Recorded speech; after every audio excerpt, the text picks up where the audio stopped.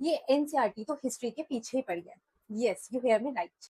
Harappan civilization की iconic dancing girl एक artefact जो हजारों सालों से अपने असली रूप में हमारे हिस्ट्री का एक पार्ट बन के रही, लेकिन अब एनसीईआरटी में उसे कवर करके दिखाने की बात हुई, वो भी एज एप्रोप्रिएशन के नाम पर।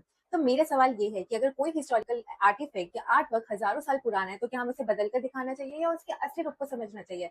हिस्ट्री का काम सिर्फ फैक्ट्स को बताना नहीं होता, बल्कि हमें अपनी सिविलाइजेशन, कल्चर और से इंट्रोड्यूस कराना होता है। जब हम किसी एंशियंट कल्चर, पेंटिंग या आर्किटेक्ट को देखते हैं तो हम उस जमाने की सोच को, कला को समझने की कोशिश करते हैं। अगर एज अप्रोप्रिएशन की बात है तो फिर ये डिस्कशन हर जगह होना चाहिए। हमारे देश में Khajuraho temple, Konark sun temple और कई अन्य स्थलों पर भी मूर्तियां और कार्विंग्स हैं जो ह्यूमन बॉडी को नेचुरल और आर्टिस्टिक फॉर्म में दिखाते हैं।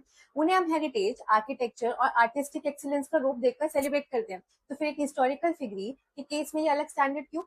स्कूल में हम साइंस के चैप्टर्स में रिप्रोडक्शन, ह्यूमन एनाटॉमी और बॉडी रिलेटेड टॉपिक्स भी पढ़ते हैं। हमें ये सिखाया जाता है कि ह्यूमन बॉडी को टैबू नहीं बल्कि एक नेचुरल रियलिटी है। अंडरस्टैंडिंग और अवेयरनेस है तो आर्ट और हिस्ट्री को भी उसी नजरिए से देखना चाहिए ना।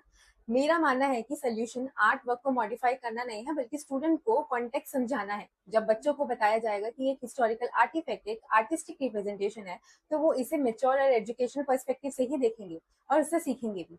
आर्ट को सेंसर करने से ज्यादा जरूरी है कि आर्ट को समझना। And the positive thing is कि इतने क्रिटिसिज्म के बाद ये फैसला वापस लिया गया, से वैसे ही दिखाया जाए जैसे इसका रियल फॉर्म है। सो हिस्ट्री एंड आर्ट को कवर करने की जगह आर्ट का अप्रिशिएट करना चाहिए। एंड याद रखिए, आर्ट को कवर करने से नजरिया नहीं बदलता है, लेकिन आर्ट को समझने से समाज जरूर बदल सकता है।